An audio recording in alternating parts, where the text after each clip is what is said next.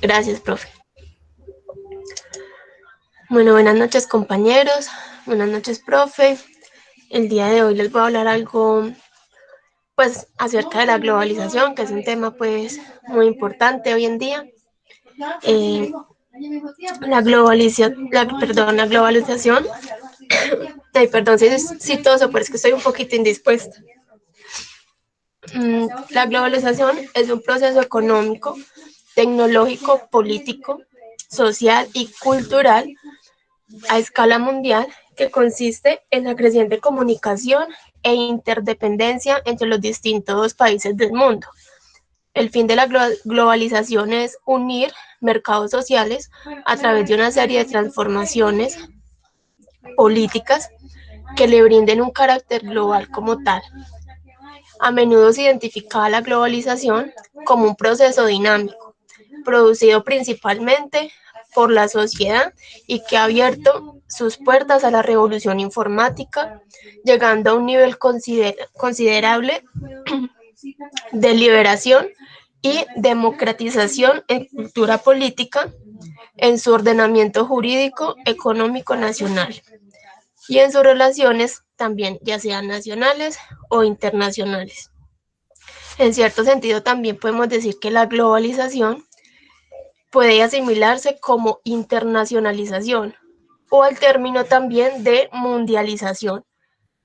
Queremos expresar con esto un aumento de relaciones que mantienen entre sí todos los países del mundo, un punto en el cual cada vez es una mayor proporción de aspectos locales que son, esta palabra se me hace un poco complicada de pronunciar, ininteligibles, sin hacer referencia a la escala mundial en ese caso.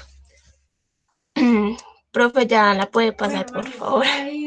Bueno, eso fue lo que expliqué de qué era la globalización. Siguiente, profe. El origen de la globalización es un tema que es como un poco de debate, ya que no hay como una época establecida ni un año exacto en que se pueda decir a partir de tal año o a partir de tal cosa empezó la globalización, no.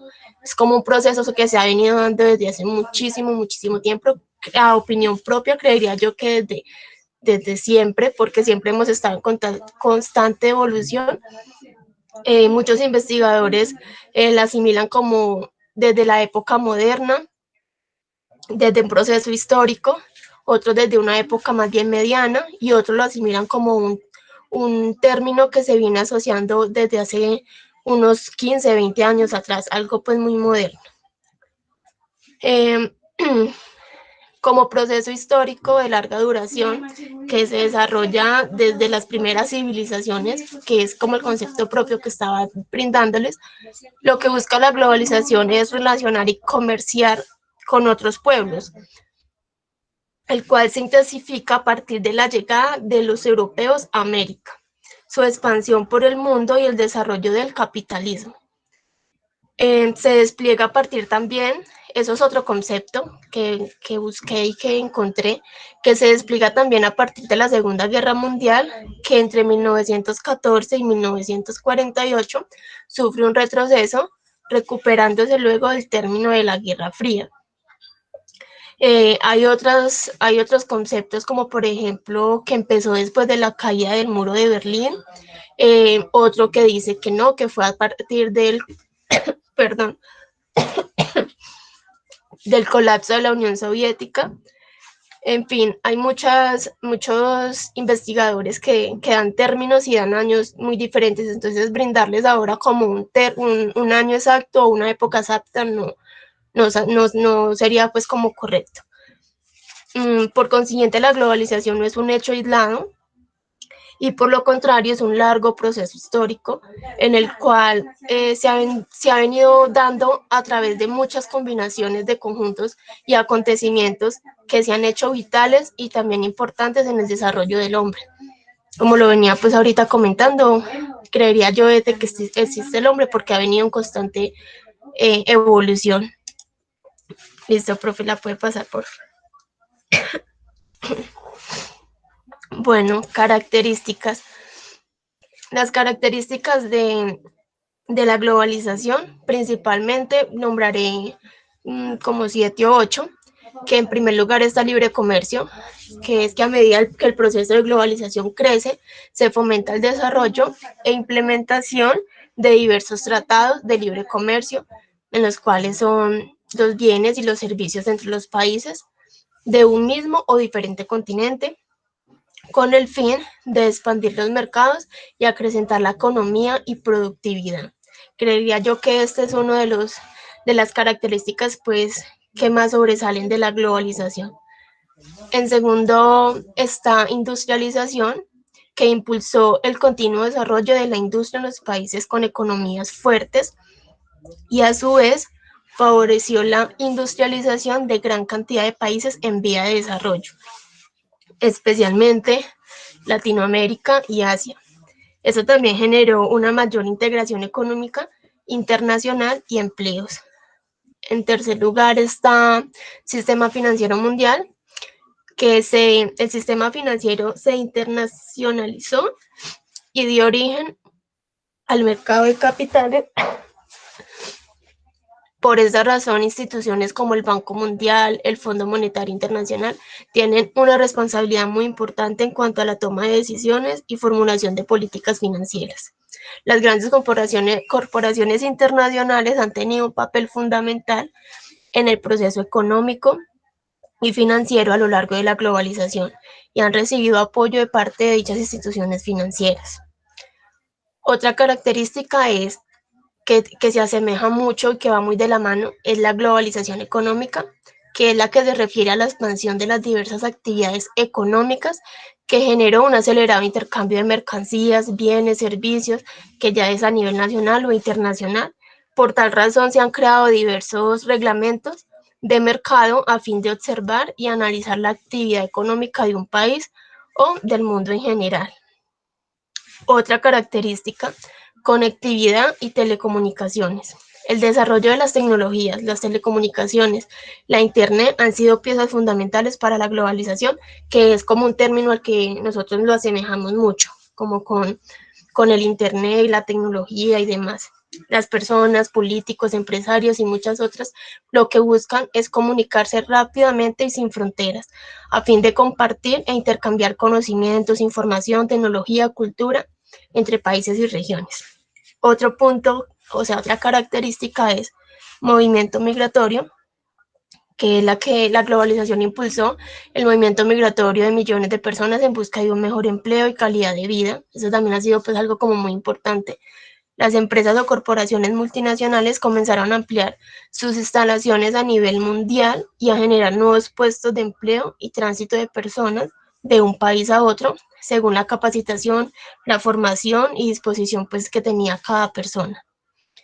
Otra característica es nuevo orden mundial, que se plantea un nuevo orden mundial tras el proceso de la globalización, por causa de las nuevas políticas, de los tratados, de las conexiones comerciales, el tema cultural, el tema tecnológico, las políticas de cada país, la economía que maneja cada país, a fin de determinar un orden y un control internacional. Un ejemplo es, en lo económico, es que se abren nuevos mercados, se propicia libre comercio a fin de entrelazar las economías nacionales e internacionales. En lo político se podía decir que se establecen reglamentos que delimitaban un orden, derechos y libertades de comercio, y en lo cultural se intercambian valores, tradiciones, etc. Profe, ya la puede pasar, por favor.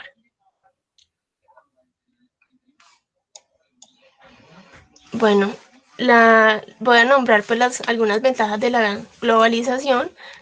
En cuanto a economía, están libre comercio de bienes y servicios a nivel mundial, disminución de los costos de producción, mayor competitividad empresarial y de calidad de productos, desarrollo tecnológico que favorece los niveles y rapidez de producción, mayor oferta de empleo en los países en vía de desarrollo, ya que las empresas multinacionales se instalan estratégicamente en ellos porque la materia prima y la mano de obra es más económica. En el aspecto político, una ventaja es que se ha modificado la legislación a nivel nacional e internacional con finalidad de incentivar el comercio, los planes de cooperación, la seguridad jurídica, la seguridad mercantil, las nuevas políticas públicas y muchas otras más. Esto en tema político. Ahora en tema cultural, mayor intercambio cultural gracias a los diversos canales de comunicación, incentivo de la actividad turística, se comparte un conjunto de valores universales que traspasan fronteras y desencuentros culturales. En lo social, las ventajas serían, por ejemplo, las relaciones humanas que se han fortalecido y han podido superar diversas limitaciones, como por ejemplo la distancia. Todo esto gracias al desarrollo tecnológico, como antes ya lo había nombrado. Mayor accesibilidad para intercambiar y acceder a información de interés, ya sea nacional como también internacional. Puede pasar, profe. Bueno, las desventajas. En economía podríamos decir que las desventajas son cuáles. Los países desarrollados con grandes potenciales y alcances económicos se han puesto sobre aquellos países en vía de desarrollo y economías menores. Esto genera un desequilibrio económico. En los países desarrollados, aumenta el desempleo porque las empresas multinacionales abren sedes en países en vías de desarrollo, donde la mano de obra y materia prima es mucho más económica. Desigualdad económica entre los ciudadanos de un país, ya que las grandes empresas tienen mayores beneficios y capacidad financiera que las de menor tamaño y poder. Otra desventaja en el tema económico es el agotamiento de los recursos naturales y materia prima en los procesos de producción. Para un claro ejemplo, nosotros, acá en Colombia. En el tema político, la globalización ha sido un reto que ha tenido que enfrentar la política nacional e internacional en algunas cosas. Las medidas tomadas no han sido las más adecuadas y por el contrario, se ha generado mayor desigualdad social, cultural y económica. En el aspecto cultural, se puede ver afectada de manera negativa la identidad nacional como resultado de que los países desarrollados sobreponen sus culturas sobre las de otros países en vía de desarrollo, a través de un gran impulso comercial y de los medios de comunicación. Se pierden las lenguas minoritarias. A medida que pasa el tiempo, muchas tradiciones autóctonas se van dejando de incorporar y llegan nuevas costumbres, generalmente de otros países. Y ya en el aspecto social, la desigualdad social ha limitado el acceso y el uso de diversos recursos educativos, tecnológicos, económicos y en muchos grupos sociales en situación de pobreza, que pues es lo más triste. El aumento en el número de confrontaciones entre grupos sociales que buscan reivindicar sus valores sociales, religiosos y culturales ante los que se han implantado por medio de la globalización. La siguiente, profe. Bueno, el impacto que ha tenido en la globalización en Colombia. Dentro del proceso de globalización se ha buscado abrir Colombia como a nuevos mercados y ser un país atractivo para la inversión, por lo que ha liberalizado su economía, privatizado empresas estatales, eliminando obstáculos a la inversión extranjera directa. Ha mantenido una tasa de cambio estable y ha reducido el precio de la fuerza de trabajo. Por otro lado, ha incrementado su intervención económica al pertenecer a organismos internacionales como lo son las Naciones Unidas, el Banco Mundial, el Fondo Monetario Internacional, la Organización Mundial del Comercio, entre otras, orientándose hacia la producción y la exportación de materias primas.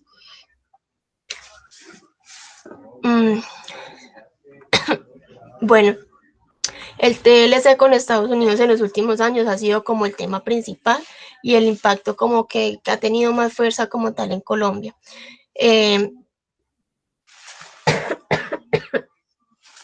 Los efectos negativos que ha traído, por ejemplo, el TLC acá en Colombia mediante la globalización ha sido la baja infraestructura en vías y maquinaria de última tecnología, conflicto armado, pymes, que son las medianas y pequeñas empresas, en este caso aplicaría para lo que es la parte agropecuaria, que es la que tiene menor protección, y el desempleo. Y ya en los aspectos como positivos, competir con las nuevas dinámicas de mercado, ser un país preferido por la inversión, hablando pues de inversión extranjera, sostenerse dentro de una lista de economías que van en escala, disminuir los niveles, las cifras de empleo acá en Colombia. Eso genera también la reducción de la pobreza y la explotación extensiva e intensiva de los recursos naturales. En este caso aplicaría para lo que es la parte minera y los hidrocarburos. Profe, muchas gracias. Muchas gracias, compañeros, por la atención y qué pena ahí la tosecita. Compañera, no te preocupes, ni más faltaba. Esperamos que te mejores pronto. Gracias. Lorena, muchas gracias por tu presentación. Excelente, excelente presentación. Y vean, compañeros, algo, cuando nosotros hablamos de la globalización, no solo nos vamos a encaminar siempre a hablar de temas netamente económicos. La globalización está compuesta de elementos culturales, sociales, hasta incluso temas ya políticos, religiosos, una cantidad de elementos que obviamente hacen de este un proceso completamente complejo, ¿cierto? Casos donde podemos ver temas de globalización muy cercanos, acá en Pereira, pues acá hay empresas, muchachos, que yo creo que ustedes las conocen, que son empresas que contratan pues ingenieros y profesionales de acá, profesionales colombianos, pero que trabajan como tales en la empresa como tal de España o de países europeos, ¿cierto? Ahí podemos ver, mis estimados, claro, se genera mucho empleo, se genera dinamización de la economía y eso está bien. Pero cuando vamos a ver también ese otro tema de la globalización, es que precisamente en este tipo de empresas, muchachos, si nosotros hacemos una comparación y decimos, bueno, ¿cuánto le están pagando a un profesional o cuánto es el promedio de un salario de un profesional acá en Colombia, ¿cierto? Y lo comparamos con un promedio de salarios pues de profesionales en esos países europeos, ahí es donde uno ve también que obviamente esas empresas pues están teniendo gran ventaja, ¿cierto? O sea, en otras palabras, mano de obra mucho más económica. Y ahí es donde se empieza a ver un poquito el tema de la desventaja, ¿cierto? Sin embargo, el otro punto bueno es que, pues, hombre, se genera empleo también en el país. Entonces, eso es como un tema donde podemos ver que no todo es bueno y no todo es malo, ¿cierto?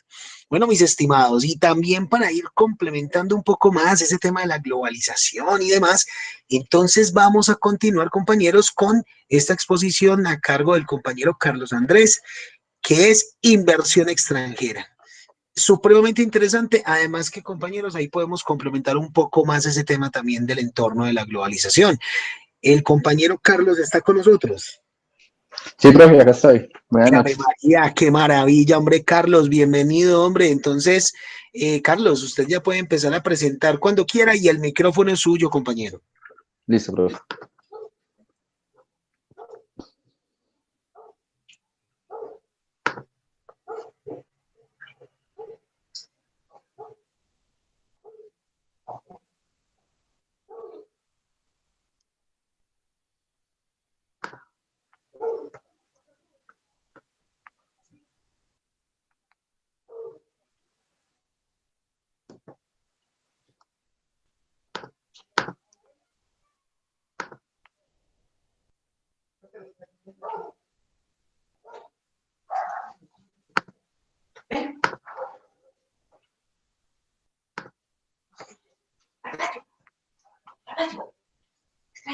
Profe, ya también a las diapositivas, perdón. Regálame un momento, hombre. En este momento, ahí ya las estamos viendo, Carlos. Ah, listo, profe. Listo, hombre, adelante, hombre.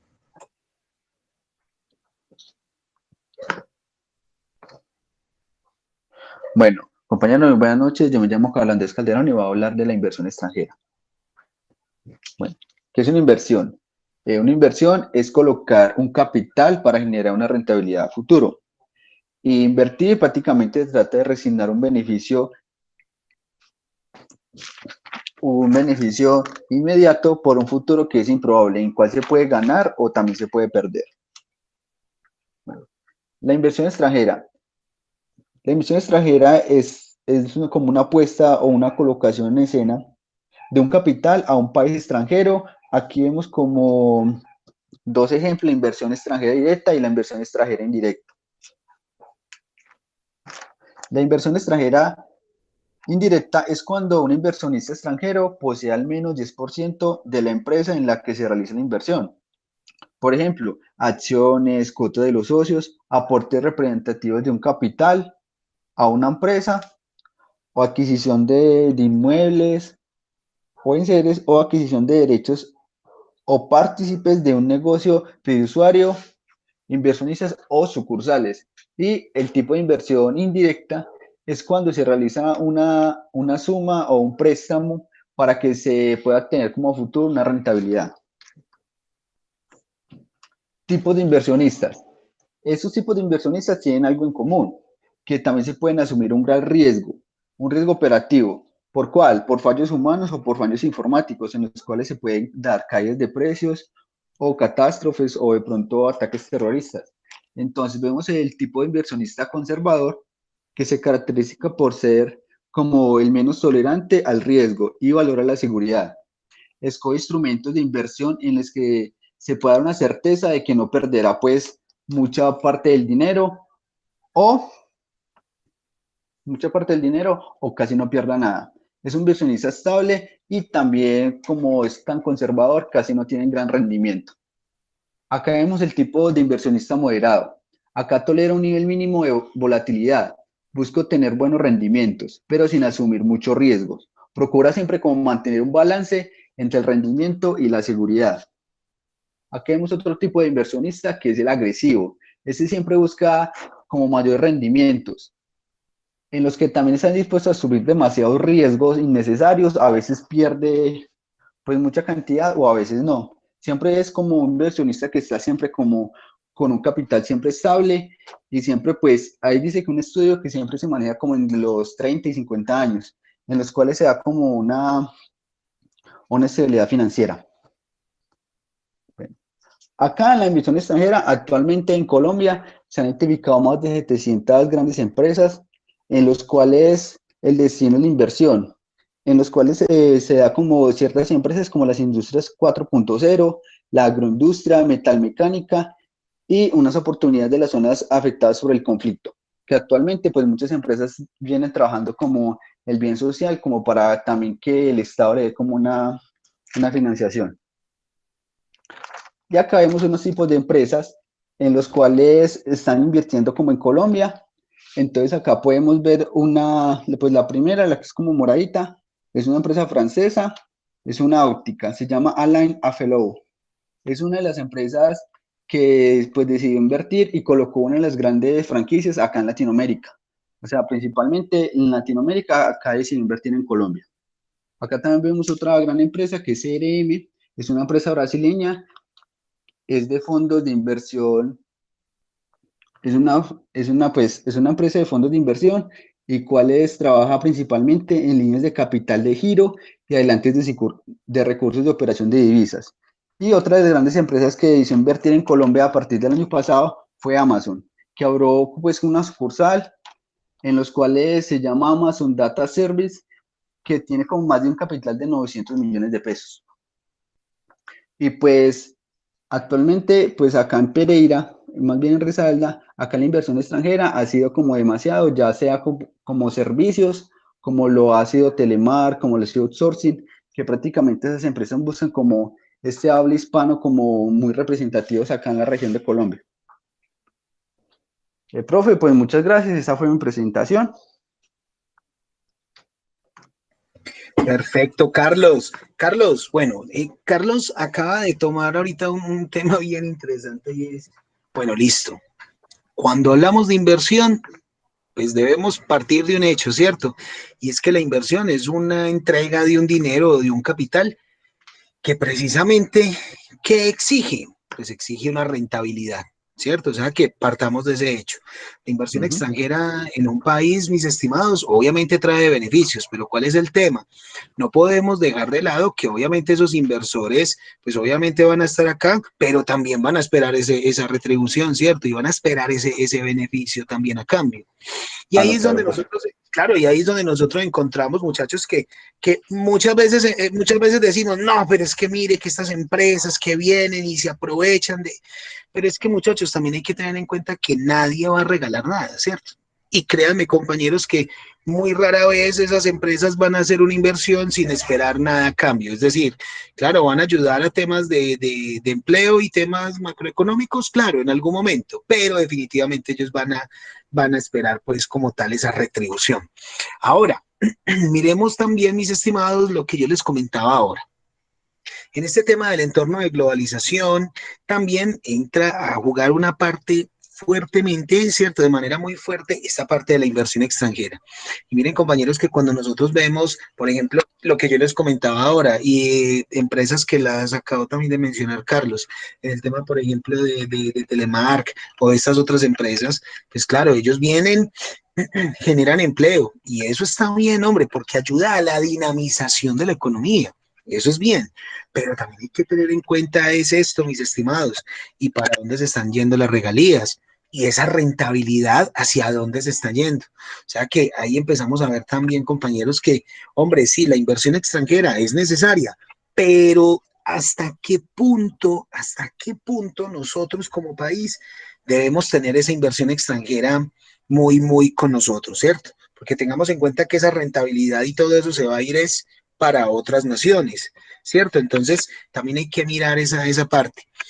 Y también, muchachos, aquí encontramos otro tipo de casos que muy conocido por ustedes, que era precisamente esos Panama Papers. No sé si ustedes recuerdan esos casos hace unos años, y era donde encontrábamos incluso empresas colombianas muy poderosas, empresas grandes, tradicionales, de toda la vida, generan mucho empleo, tienen muchísimo poder económico, pero ¿qué encontrábamos?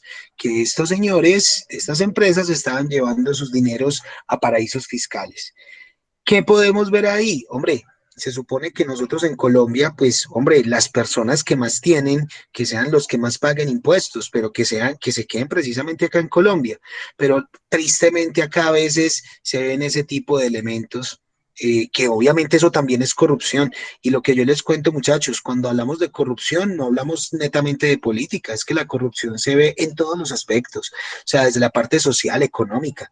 Y miren, mis estimados, que por ejemplo estas empresas, hombre, sabiendo que eran las que tenían que precisamente generar más recursos para el país por medio de impuestos y este tipo de elementos, pues preferían llevarse los capitales para otras naciones. Eso obviamente lo hacían y eso causaba y causó un detrimento en nuestro patrimonio nacional. ¿Y cuál es el tema, muchachos? Que aquí es donde empezamos a ver ese tema tan inestable en nosotros como Colombia, y es este: ¿cómo es posible que las empresas que más deben pagar impuestos no lo hacen? Y el resto de las MIPIMES, que son las micros, pequeñas y medianas empresas, no, ellas sí, acá dándole duro, trabajando fuerte y pagando todos los impuestos y pagando todo al día, porque compañeros, ustedes saben que a las empresas acá y más que todas las microempresas y a las MIPIMES como tal, no les perdonan absolutamente nada. Entonces ahí es donde uno dice, hombre, pero ¿cómo así? O sea, acá precisamente todos los pequeños y los emprendedores somos los que siempre cumpliendo con las cosas, y los que de verdaderamente tendrían para pagar mucho más no lo están haciendo. Ahí es donde yo les digo, muchachos, que, hombre, tengamos un poco más de visión crítica ante ese tema, ¿cierto? Miren, compañeros, por ejemplo, cuando se habla de ayudas, cuando se habla de todo ese tema, como, hombre, también hay que tener en cuenta que obviamente las empresas grandes pues van a tener ayudas precisamente porque generan más empleo y tienen mucho más dinamización. Eso es muy loable y eso, hombre, eso hay que reconocerlo. Pero también por otro lado uno se pone a pensar, bueno, pero ¿qué pasa si se supone que casi el 90% de la economía nacional la jalonan son las MIPIMES? ¿Por qué las ayudas y por qué todas estas exenciones y por qué todos estos beneficios no los reparten precisamente en ese motor de la economía? ¿Y por qué siguen centralizando esa riqueza? Y miren, compañeros, que eso lo vimos nada más ahora con temas de COVID-19. ¿cierto? ¿Cuántos microempresarios, por ejemplo, acá en Pereira, mis estimados, cuántos microempresarios no salieron a decir, vea, lo que pasa es que vamos a Bancoldex y ni siquiera nos atienden? Vamos a Bancoldex y no nos dan esos créditos que necesitamos. Y yo les digo, muchachos, eso es un tema que hay que analizar profundamente, ¿cierto? Porque, claro, sabemos que obviamente las empresas grandes también necesitan esas ayudas y dinamizan mucho más la economía, hombre, por Dios, eso es innegable. Pero también por otro lado, ¿qué pasa con todos los microempresarios? ¿Qué pasa con esos emprendedores que precisamente son los que también están jalonando la economía y que generalmente son precisamente esas MIPYMES las que siempre cumplen con todo el tema legal y con todo el tema de impuestos, porque obviamente con ellos son extremadamente estrictos desde la parte de los entes de control, ¿cierto? Ahí les dejo esa inquietud, mis estimados, pero también miremos otros puntos. La inversión extranjera, como tal, y su mayor beneficio es que nos ayuda a dinamizar nuestro aparato económico, ¿cierto?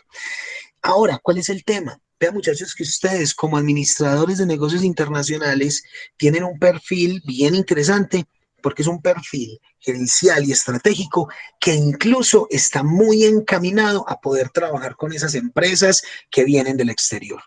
O sea, compañeros, que también hay que ver eso, son oportunidades adicionales. Y lo decía Lorena ahora en el tema de la globalización. Una de las ventajas en el tema de la globalización es que también nosotros como colombianos podemos estar como codeándonos con otros tipos de industria y codeándonos con otro tipo de empresas que obviamente tienen otros modelos económicos que también pueden ser adoptados de cierta manera acá en el país. Y eso también ayuda mucho a la dinamización, pero no tanto desde el tema netamente económico, sino también a la dinamización de los procesos. De hecho, muchachos, yo les digo que también muchas empresas acá en Colombia han adoptado modelos y han adoptado procesos de otras empresas grandes que vienen del exterior, y lo más interesante es que han adoptado esos modelos y ha funcionado. Y eso ha traído muchos beneficios a las empresas nacionales. También, mis estimados, y para terminar ahí esa intervención, es que debemos tener en cuenta, muchachos, también en ese marco de cuando nosotros, por ejemplo, adoptamos elementos de otras empresas por medio del benchmarking, precisamente, ¿cierto? Ustedes saben que el benchmarking nos ayuda a realizar esa comparación y esa copia, entre comillas, de modelos, de procesos y demás. Pues, ¿qué pasa? Debemos tener en cuenta algo, y es que, compañeros, es como cuando uno habla de las tendencias administrativas, ¿cierto? Nosotros no podemos pretender que una empresa, por ejemplo, que esté ubicada en Suiza y una empresa como tal de esa nacionalidad tiene un modelo productivo exitoso, pues hombre, nosotros no podemos pretender que simplemente copiando ese modelo a nuestra empresa local nos vaya a funcionar. Hay que tener en cuenta muchos elementos adicionales, elementos del macroentorno, del microentorno, teniendo en cuenta también, mis estimados, que obviamente una cosa es hablar de un país del primer mundo y otra cosa es hablar de un país en vía de desarrollo. Sus condiciones son completamente diferentes, su condición social, económica, política, es obviamente pues muy diferente, tema que vamos a ver en esa exposición de los países en vía de desarrollo, porque ahí nos van a mostrar cuál es la diferencia entre un país en vía de desarrollo y un país pues como tal del primer mundo, o un país industrializado como tal. Entonces, ¿cuál es el tema, compañeros? Tengamos en cuenta que no solamente nosotros podemos decir, no, listo, es que como lo hicieron en un país en Europa y allá funcionó, entonces aquí también va a funcionar.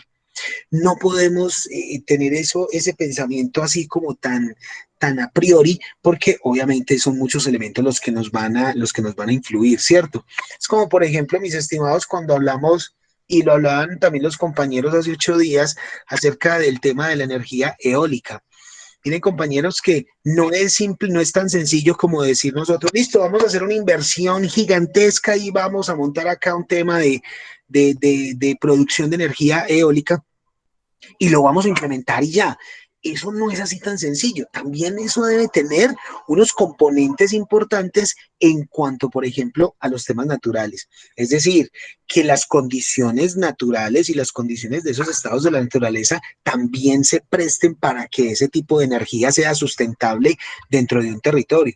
Y si nosotros venimos a ver, por ejemplo, en Colombia, habría que mirar, bueno, y entonces, ¿dónde tenemos esas condiciones naturales específicas para que esto funcione? Ahí entra otro tema y es, listo, si se puede dar en algún elemento, en algún territorio nacional, ok, pero entonces, ¿cuánto costaría la infraestructura para hacer toda una red y que eso de verdad nos alimente sistemas productivos diferentes? Cuando empezamos a hacer ese tipo de estudios, también nos damos cuenta, mis estimados, que pues, hombre, muchas veces no es que sea imposible, sino que a veces también sale incluso muchísimo más costoso ese tipo de cambios y saldría incluso como peor el remedio que la enfermedad, ¿cierto? En algunos casos. Son todos los elementos que nosotros debemos tener muy en cuenta, ¿cierto? Entonces, compañeros, ya para terminar ahora sí con ese tema, cuando hablemos de inversión extranjera, muchachos, no todo es bueno, no todo es malo. Yo creo que siempre va a ser ese como el punto crucial de toda esta asignatura, ¿cierto? Que podamos ver elementos positivos y otros no tan positivos, pero que sobre todo miremos es que todos esos elementos, en algún momento nosotros como empresarios, como gerentes, nosotros pues como entes y como factores activos de la economía, debemos también analizar, porque en algún momento, compañeros, vamos a tener que utilizar ese tipo de elementos para nosotros llevar a cabo nuestros proyectos, definitivamente, ¿cierto? Bueno, mis estimados, entonces vamos a seguir, por favor, con la exposición del compañero Jason Ocampo y trabajaríamos con la OMC. Compañeros, yo les propongo que hoy entonces hagamos estas exposiciones así derecho, no hacemos el descanso, sino que seguimos derecho y terminaríamos ahí con la exposición del compañero Juan Manuel Guevara. ¿Les parece que lo hagamos así? Listo, profe, hágale. Sí, profe. Perfecto. Bueno, mis estimados, entonces vamos a ver, el compañero Jason Gómez está con nosotros, nos escucha en este momento. Sí, profe. Firme Acá estoy como escuchándolo. siempre. Sí, Fantástico. señor. Listo, Jason. Entonces, hombre, adelante. Usted ya puede empezar a proyectar, compañero. Y el micrófono es suyo, hombre. Aquí ya puede presentar. Profe, usted me puede compartir, por las diapositivas. Yo se la envié al correo Pero ¿a cuál correo, Jason? a César Finan 7. Hagamos una cosa, Jason. Envíemelo por favor al otro correo, a este que se llama cesargarcia.cur@emp.com.co. Envíemelos porfa a este correo para yo poderla proyectar. Listo. Es que si me salgo de este correo, entonces me salgo de esta sesión del Meet. César García. Sí, César García punto Punto. cur, o sea, CUR, Sí. Cur. arroba Arroba, sí, señor. MEP, MEP. correcto, .com, Punto com.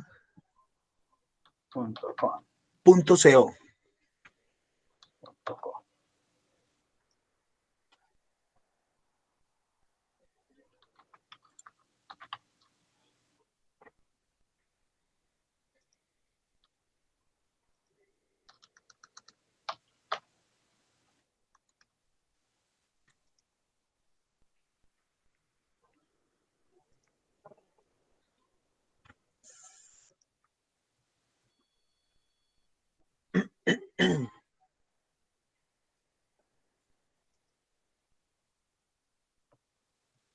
Listo, profe, la envié.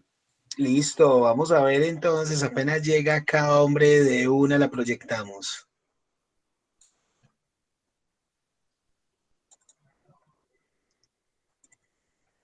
Listo, aquí ya llegó. Voy a descargar la compañera. Ok, gracias.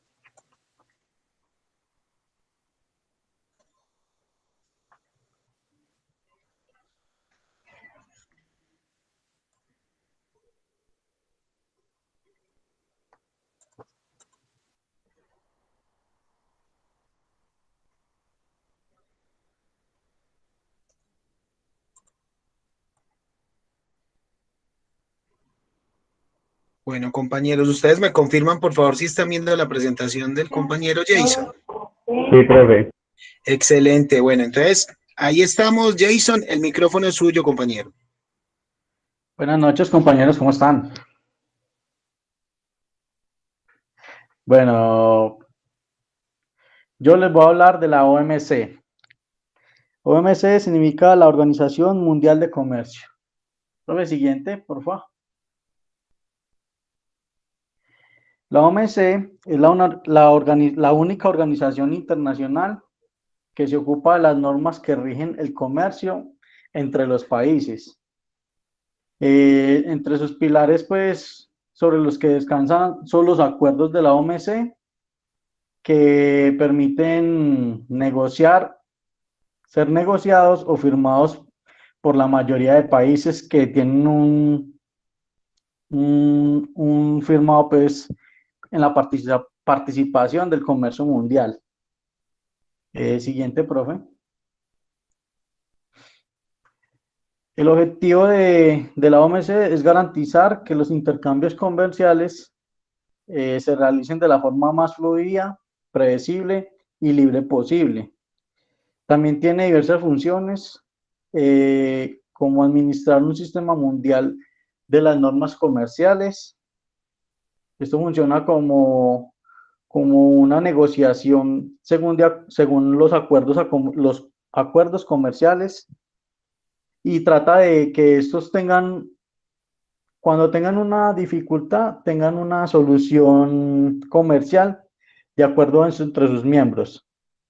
Pues según sean ya las necesidades de cada país, que va en la comercialización o desarrollo de esta. También se toman decisiones muy importantes para los gobiernos, y estas las toman ya sean sus ministros, y eso se reúnen una cada vez 2 años, o sea, sus embajadores o delegados. Y normalmente se reúnen en Ginebra. Siguiente, profe.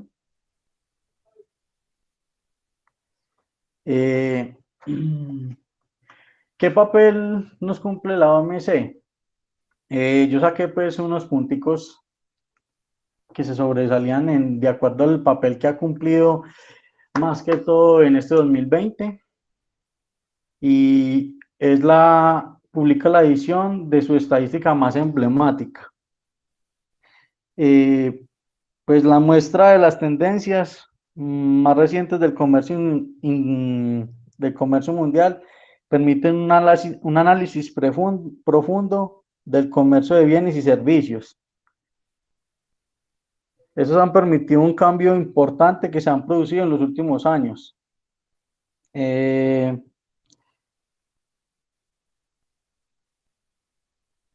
Entre una de las figuras de comercio que más se han mostrado de bienes es la energía renovable, por ejemplo, como los paneles solares y los automóviles eléctricos, y el comercio de los plásticos.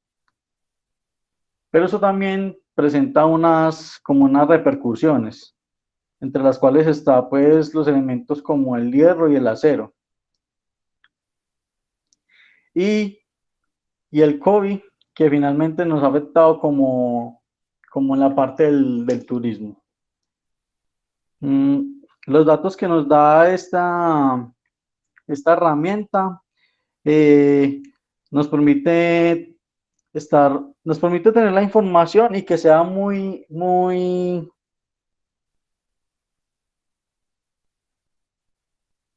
certera o muy veraz, que nos lleva a la Conferencia de Naciones, que nos la da la Conferencia de Naciones y el Comercio y Unidad sobre el Comercio y Desarrollo de la UNTAD. También nos da unos datos sobre los servicios comerciales que se han elaborado conjuntamente con la UNTAD. Listo, la OMC publica la edición más reciente de perfiles arancelarios. Los arancelarios se presentan en cuadros comparativos, en los que indican el promedio de, eso se indican en promedio de aranceles y son consolidados. También se ven los aranceles máximos de cada economía que nos puede aplicar sobre las importaciones y el promedio que se le puede aplicar pues a estas exportaciones. Los datos arancelarios también se ven desglosados en este perfil y nos permiten verlos por grupos productivos e interlocutores. También incluye un cuadro recapitulativo en el que figuran algunos indicadores, también de importaciones y exportaciones de cada país, y que contienen unas estadísticas relativas en medidas no arancelarias. Y se ven también en salvaguardias, en medidas de antidumping que utiliza la OMC.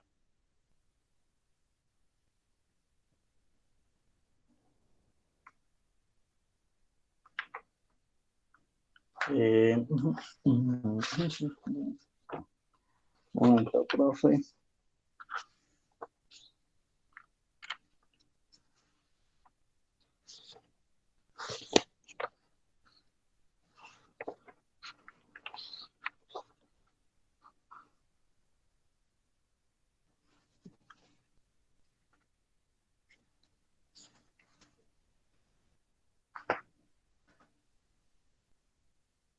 Bueno,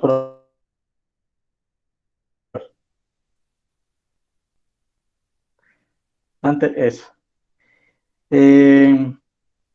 Informe de la OMC muestra medidas del G20 para facilitar las importaciones, incluso cuando las restricciones al comercio siguen siendo generalizadas.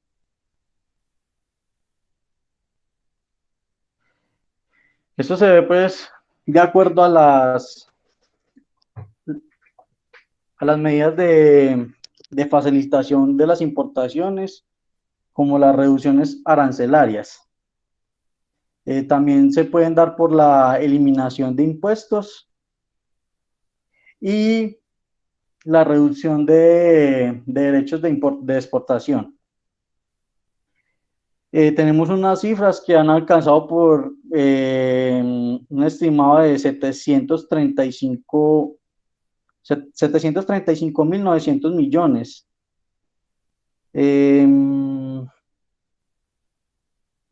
Esta cifra pues se ha relacionado de acuerdo a la última cifra que se registró en el año 2014, que fue de las últimas pues más altas que se ha presentado de acuerdo a esta pandemia. También vemos que por medio de esto se han empezado a retirar pues algunas medidas restrictivas para el comercio y así poder afrontar el tema de la pandemia. Siguiente, profe.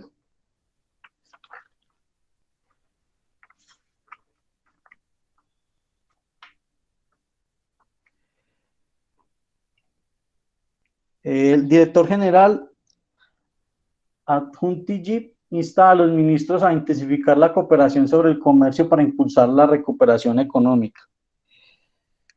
El general hace una intervención pues en una reunión vital de acuerdo a los ministros, que fue organizada el 27 de octubre por el gobierno australiano ante la reunión anual de la OCDE. Y esto insiste en intensificar la cooperación en la OMC para sentar las bases de una sólida recuperación. Una sólida recuperación para la economía según pues frente a la pandemia. Y el comité de la OMC examina más de 60 medidas de salvaguardia. Esto lo examinaron los miembros en unas reuniones específicas que se hicieron el 26 de octubre. Y como parte de esta se hizo se hizo en la Unión Europea sobre las importaciones de acero que se han hecho a este país. Y la idea era analizar pues como una transición frente al Reino Unido de estas medidas de salvaguardia de impuestos que actualmente está por la UE. Siguiente, profe.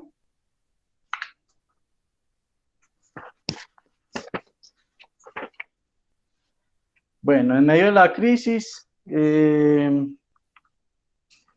la OMS pues se ha presentado de acuerdo a que ellos son los que permiten permiten haya una mejor relación entre países de acuerdo a la relación de bienes y servicios. Pero en medida de la crisis que se han presentado para la OMC, primero es la renuncia de su principal directivo, el gerente brasileño. También se ha presentado pues crisis en las importaciones y en las exportaciones, que tienden a caer para este año en un 13% y en un 32% las exportaciones. Una de las cifras de las peores cifras que se presentó pues en los últimos años fue la de 3 caídas en el 2018, en el 2008, perdón. Esto ha hecho que ellos tomen pues como unas razones extraeconómicas. Elevar unos datos que más o menos se tienen a nivel mundial sobre la crisis.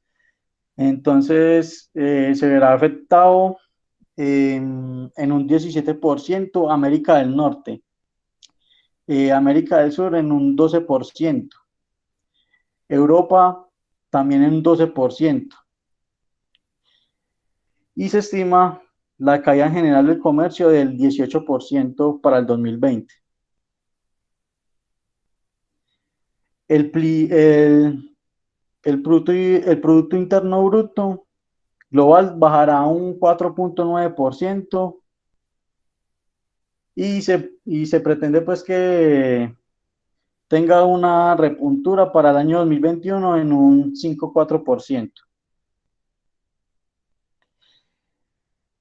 En lo que estoy leyendo hay muchas personas o pues muchos analistas dice que la pandemia acelerará tendencias globales preexistentes y que esto va a ser muy incierto. De acuerdo a estos analistas, también va a haber una rivalidad muy, muy grande entre las economías de Estados Unidos y China.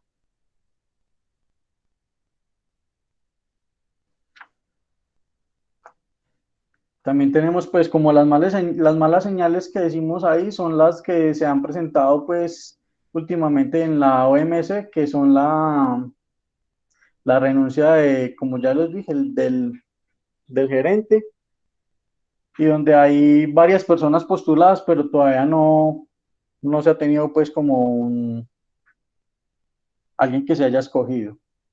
Frente al COVID, la ONU pues ha elaborado un informe sobre la situación y lo que prevén es adoptar pues como nuevas políticas y nuevas medidas que permitan la clasificación y la evaluación de alguna resurgencia de la economía como tal. Siguiente, profe.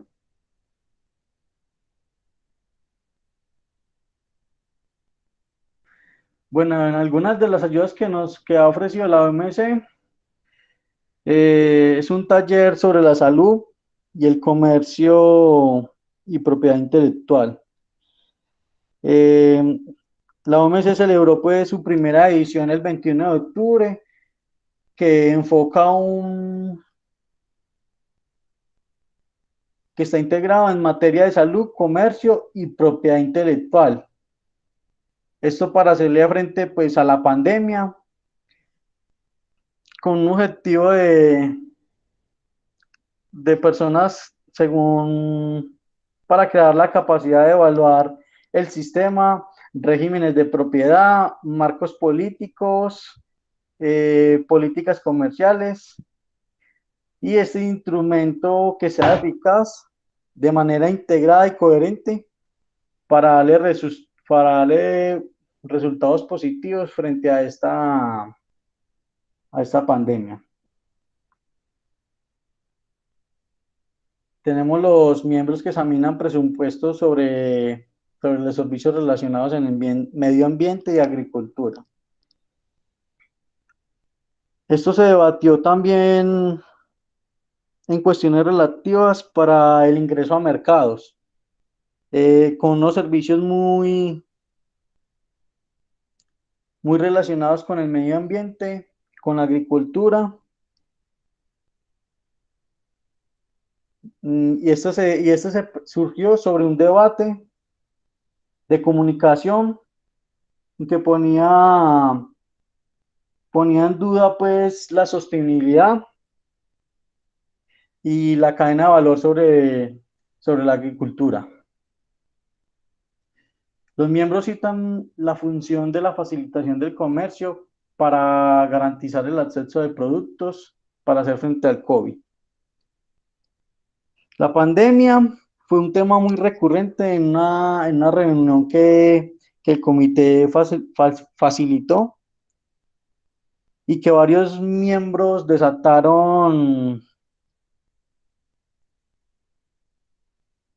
como un tema específico que fue la facilitación del comercio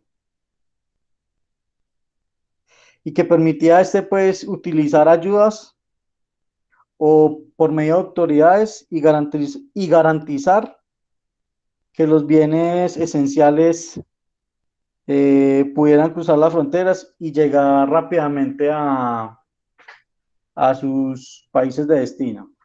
Siguiente, profe. En pos de la pandemia tenemos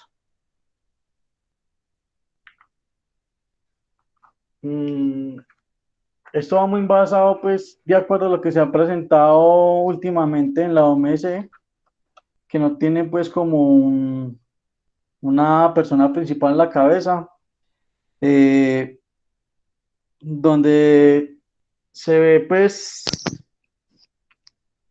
donde el director general es como la persona más hábil para ser facilitador de los procesos que se proveen pues frente a este tema que nos ha agarrado mucho el COVID. Entonces, la idea de que esta persona es que pueda generar un grado de transparencia con que los países puedan negociar de cierta forma, eh, que suplan las carencias de los países menos desarrollados, que se tengan un funcionamiento muy operativo y que cuenten con un énfasis de cuestiones de género y comercio. También pues se ve que por parte de la OMS no han podido ser muy innovadores frente a este tema. Este tema ha cogido a la economía muy desprevenida, nos ha puesto a pensar mucho, ha puesto a esas grandes empresas a tener que explorar nuevos mercados, ser muy innovadores y ha permitido pues que nosotros como personas podamos ver un panorama distinto al que ya veníamos estando. También pues dentro de esta crisis que presenta internamente la OMC, se dice el clima como tal, el clima interno, y es donde es allí, decimos que este sistema es el que permite el desarrollo de bienes y permisos de bienes y servicios entre países, y es por eso que se pide que entre ellos haya un clima muy bueno para que puedan salir adelante, para que puedan ayudar y aportar a los países que verdaderamente necesitan y así controlar a los países más desarrollados y puedan ayudar a los menos desarrollados. Siguiente, profe. Muchas gracias.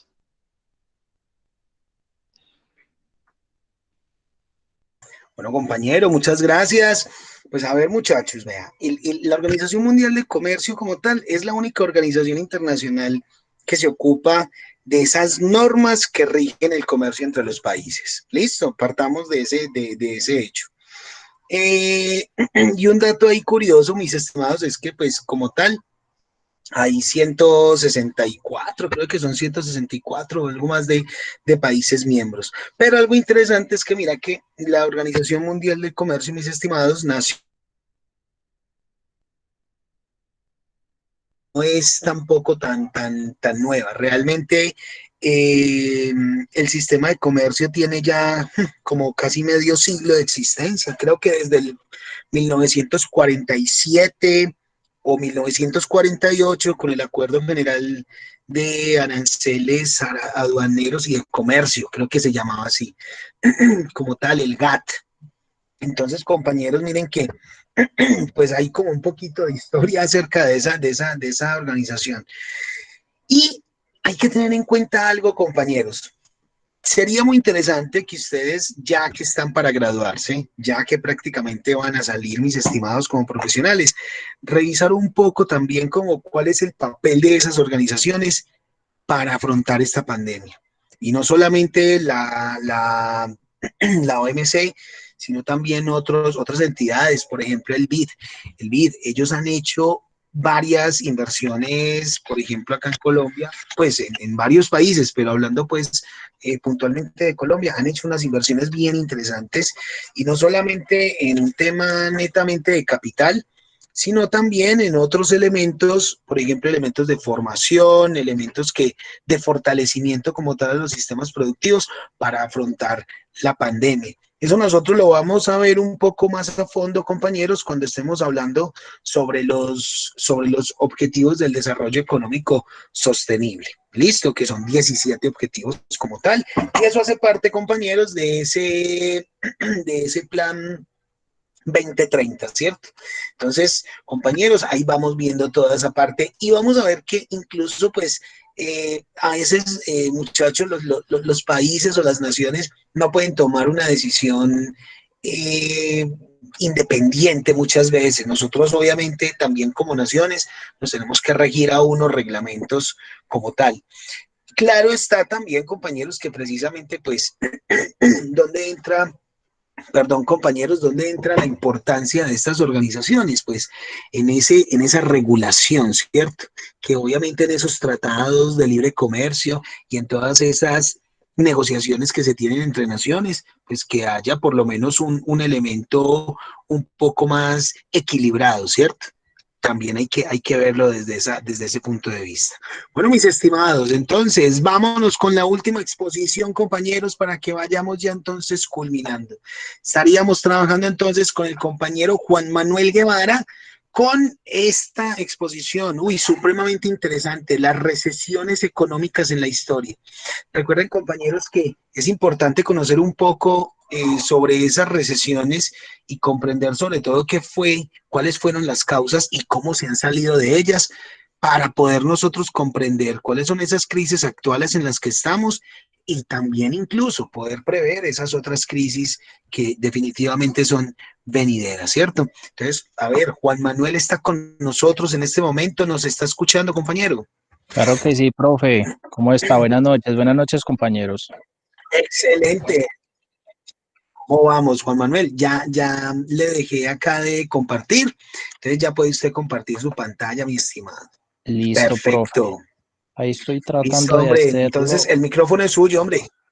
Listo, ahí pueden ver mi pantalla.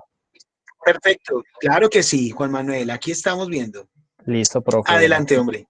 muchas gracias. Bueno, pues muy buenas noches a todos, compañeros. Buenas noches, profesor. Eh, digamos, profe, que usted inició con algo muy interesante digamos, esa introducción que me hizo a la exposición, y es de que muchas de esas historias iniciaron desde hace mucho tiempo y han tenido una cierta continuidad. Digamos que se creería que llegó un momento en el cual se finiquitó con estas, pero realmente, digamos, la realidad es otra, porque tenemos situaciones en las que guerras se presentan, digamos, en años muy anteriores y vuelven y aparecen. Entonces, ahí es donde uno entra como a pensar o a analizar, hombre, si le dimos como que una solución inicial a eso, simplemente la dejamos en stand-by y comenzó otro tipo de crisis. Realmente este tema es bastante chévere, me generó bastante curiosidad realmente tocar todos estos temas relacionados a las crisis mundiales como tal. Y pues he enumerado algunas o como unas de las más importantes o las más sonadas que realmente generaron mucho impacto a nivel mundial y pues a nosotros en Latinoamérica también siendo parte de ese globo. Bueno, mi nombre es Juan Manuel Guevara y vamos a datar pues en este caso recesiones económicas en la historia. Listo. Antes de iniciar, esa es una de las guerras más sonadas, es una de las guerras que más impacto ha generado en este caso, pero antes de ello quiero como que iniciar un poquito más atrás. Digamos que esa es como la más importante o la más fuerte dentro de la historia de América o del mundo, pero digamos que esta es como la secuela de algo que ocurrió mucho más atrás y quiero iniciar pues con eso en este caso. Voy a iniciar unos añitos o bueno, muchos años más atrás, antes del siglo XX, voy a iniciar en el año de 1876. Se inició una recesión que se debió al llamado pánico de 1873. Fue una grave crisis financiera que desencadenó una depresión en Europa y América del Norte que duró hasta 1879. Las causas pues realmente se le atribuye a varias razones, pero tiene que ver, pues, entre otros factores, con la inflación estadounidense, las inversiones especulativas desenfrenadas, predominantemente en ferrocarriles, la desmonetización de la plata en Alemania y Estados Unidos y la guerra franco-prusiana que se dio en 1870 y 1871. Digamos que aquí se viene dando como el abrebocas ya para el tema de esta gran crisis económica que fue la Gran Depresión. Para los años de 1885 se viene otra contracción en la economía mundial y está directamente relacionado con la recesión estadounidense que fue del 82 al 85, o sea, estamos hablando de 3 años bastante duros. 38 meses de duración, fue la tercera recesión más grande en Estados Unidos después de la Gran Depresión de 1929 y la Segunda Gran Depresión de 1873. En mayo de 1884, el colapso de una correduría Grand Ewart causó un desplome generalizado en el mercado de valores del país, afectando severamente la economía estadounidense. Y pues, si bien sabemos, si la economía estadounidense, que es una de las potencias, realmente el desequilibrio se va a ver a nivel global. Vamos a percibir esa situación de una forma bastante fuerte. Después de esto nos vamos al año de 1893, que fue una crisis económica bastante severa en Estados Unidos, digamos que su origen fue allá, terminó en el año de 1897, estamos hablando de una duración de 4 años y afectó profundamente a todos los sectores de la economía y desencadenó en problemas políticos. Creo que desde por aquí ya viene la política haciendo como que sus estragos que hoy por hoy lo seguimos viendo y pues sinceramente no me gustaría como meterme en ese tema muy profundamente. En este caso, o para esa fecha, se dice que se vio por primera vez el desempleo en Estados Unidos que superó el 10% durante más de media década. Y pues vale la pena recordar que el periodo que duró de 1873 hasta el 79 o del 96, dependiendo de la métrica utilizada, pues que se haya hecho en su momento, fue apodado el momento como Gran Depresión y mantuvo ese nombre hasta la otra Gran Depresión de 1930. En este caso, pues fue fuerte, pero pues realmente la que ocurrió en 1929 1930 fue la que más impacto generó en este caso. Se dice que esta guerra afectó particularmente a Europa y Estados Unidos, aunque fue un periodo de contracción económica y de inflación generalizada, y pues no fue tan grave, reitera en este caso como lo ocurrido pues en la crisis o en la Gran Depresión que se dio en los años 30 en este caso. De aquí ya empezamos como la década del siglo XX y arrancamos con el pánico en 1907. Fue la primera crisis financiera mundial del siglo XX, solo superada en gravedad por la Gran Depresión de los años 1930. Digamos que realmente esta guerra fue como que el impacto más fuerte a nivel global. Esta recesión creó un importante legado que ya que estimuló el movimiento de reforma monetaria que condujo al establecimiento de la Reserva Federal, el Banco Central estadounidense. Los economistas pues argumentan que las lecciones del pánico de 1907 cambiaron la forma en que los banqueros de Nueva York percibieron la importancia de un banco central, porque el pánico se instaló principalmente entre compañías fiduciarias e instituciones que competían entre los bancos por los depósitos. Entonces creo que desde acá ya empieza como que a nacer la idea general de que exista un banco central que sea como que el que administre a las demás, digamos, a las demás entidades bancarias. En 1914, como bien todos sabemos, se da el comienzo de la Primera Guerra Mundial. Los economistas dicen que esta contracción, aunque fue bastante fuerte, pues fue olvidada muy pronto, ya que, digamos, ese primer conflicto global fue un primer conflicto global en la historia. A medida que esta confrontación se hizo cada vez más inminente, el miedo en los mercados globales desencadenó, un gran pánico financiero.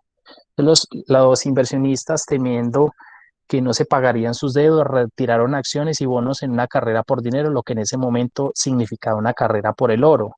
La bolsa de Londres reaccionó y cerró el 31 de julio, permaneciendo así durante 5 meses. El mercado bursátil de Estados Unidos también cerró el mismo día y estuvo sin operaciones 4 meses. Prácticamente más de 50 países experimentaron algún tipo de agotamiento de activos y ejecución bancaria.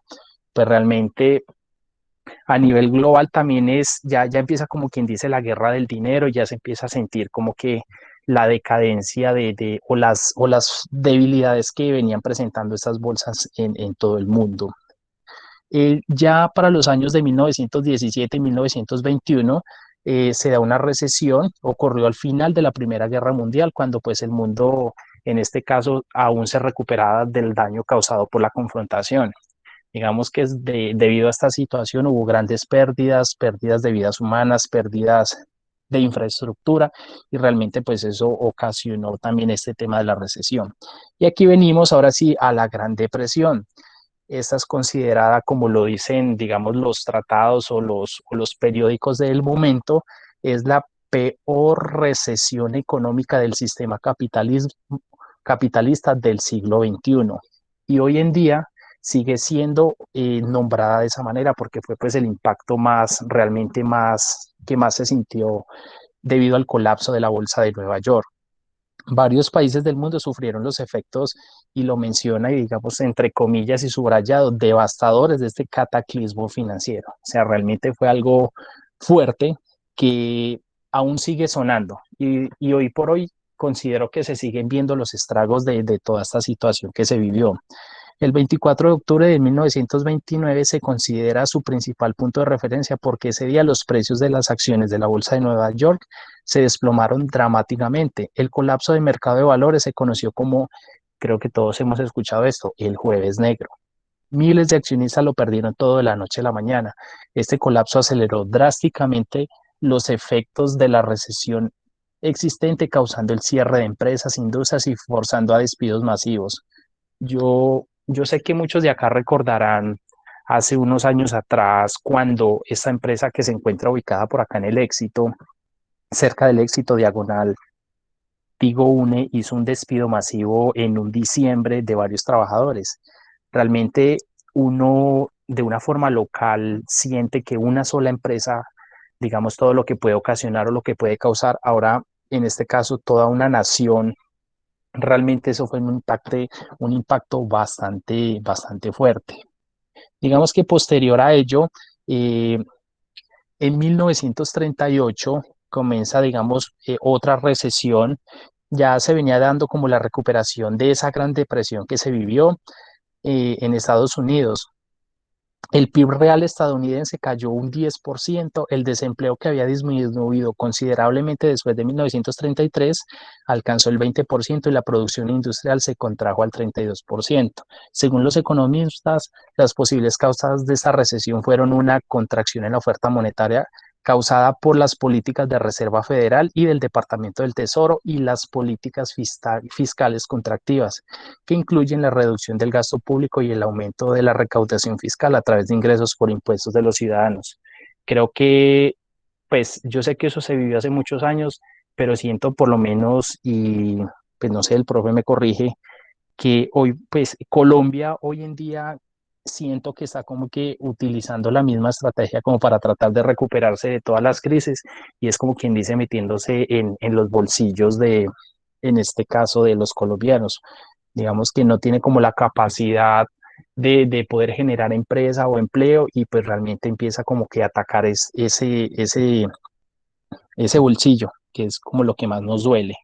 Posterior a ello, pues eh, se viene los acuerdos de Bretton Woods que se vienen a dar en los años de 1944 y ya hacen al final de la Segunda Guerra Mundial. Esta comunidad internacional celebra una conferencia monetaria y financiera auspiciada por la ONU, de la que salieron acuerdos de Bretton Woods que sientan las reglas para las relaciones comerciales y financieras entre los países más industrializados del mundo en este caso. Digamos que ahí es donde se empiezan a realizar o generar documentos que van a permitir como que controlar o poder atacar ese tipo de situaciones o de guerras financieras que se dieron en su momento, de situaciones, poder como que tratar de salvarlas, por decirlo de alguna manera. Después de esto se viene ya para los años 70, en donde se le da como que el fin al sistema del patrón del oro. Aquí es donde, digamos, ya se pierde ese respaldo por el oro que se estaba manejando o que se manejaba en ese momento y pues empieza ya otro tipo de situación. En este caso, el estancamiento económico en gran parte del mundo occidental se puso fin al auge económico que siguió a la Segunda Guerra Mundial. A diferencia de las recesiones anteriores, fue la estanflación, es decir, una combinación de recesión y de alta inflación. Entre sus causas principales se encontraban la crisis del petróleo del 73 y del colapso del sistema de gestión económica internacional de Bretton Woods, con el llamado Nixon Shock, una serie de medidas adoptadas por el presidente estadounidense Richard Nixon, que incluiría terminar unilateralmente con la convertibilidad del dinero, del dólar en oro. Entonces ahí es donde se viene a presentar este otro tipo digamos, de caída económica. También, como lo mencionaba hace un momento, la crisis del petróleo, en donde en este caso provocó un incremento del precio del crudo del 2.50 al 11.50 dólares en 1974. En 1900, ya saltando un poco más allá, 1979, se encuentra el derrocamiento del Shah y la instauración de la República Islámica en Irán, provocaron la segunda crisis del petróleo y un nuevo colapso internacional, aunque esta vez las economías occidentales estaban más preparadas, ya que había reducido de forma importante sus consumos de crudo. La caída en la oferta provocó un largo periodo de precios realmente pues extraordinariamente altos por este petróleo. Tenemos también la invasión de Irán por Irak. Ese fue al final del año, el crudo alcanza nuevos precios récord de $40 del barril. Los altos precios llevaron a Occidente a producir más de su propio petróleo en zonas como el Mar del Norte.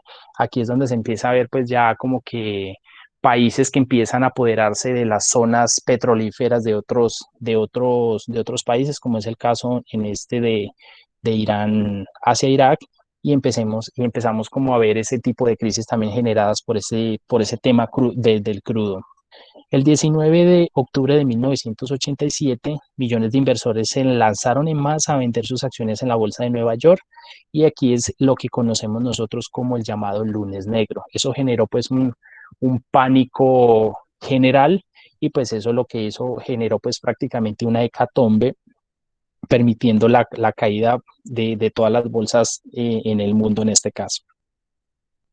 Tenemos también en el año de 1991, eh, se cree que fue causada por la política monetaria restrictiva promulgada por los bancos centrales, principalmente en respuesta a las preocupaciones sobre la inflación, la pérdida de la confianza de los consumidores y las empresas. Esos factores fueron el resultado del shock del precio del petróleo en 1990, el final de la Guerra Fría y el posterior caída en el gasto de defensa, la crisis de ahorro y préstamo y una caída en la construcción de oficinas como resultado de la sobreconstrucción en la década de los años 80. Posterior a ello encontramos la crisis del peso mexicano que pues país muy cercano también como que nos permitió o nos afectó en gran manera. En este caso es incapaz el gobierno mexicano de mantener su tipo de cambio fijo frente al dólar y anuncia la devaluación de la moneda. La falta de confianza en su economía provoca una gran salida de capital y los créditos interrumpen la producción, disminuye el desempleo, incrementa en más de un 60%. Realmente esta crisis pues fue bastante fuerte. Tenemos también la crisis de Asia. En julio se devaluó la moneda tailandesa y tras ella cayeron las de Malasia, Indonesia y Filipinas, lo que repercutió también en Taiwán, Hong Kong y Corea del Sur.